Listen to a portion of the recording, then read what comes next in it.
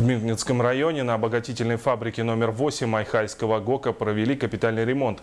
Масштабные работы велись с января по июнь текущего года. Подробнее расскажет Оксана Мезенцева. В этом году практически на всех единицах технологического оборудования был осуществлен комплексный ремонт.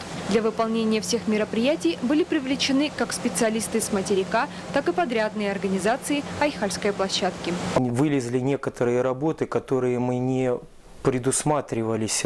Это, например, как большой ремонт дефлектора по первой мельнице, потому что его можно было только определить тогда, когда мы разобрали мельницу. Проведение таких объемных работ все-таки в будущем позволит обращать внимание на поддержку оборудования в работоспособном состоянии и уделять больше внимания развитию и внедрению чего-то нового, предложений, проектов.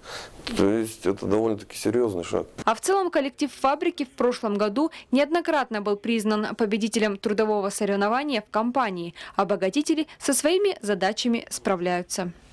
Оксана Мезенцева, Александр Домонтович, телерадиокомпания «Алмазный край».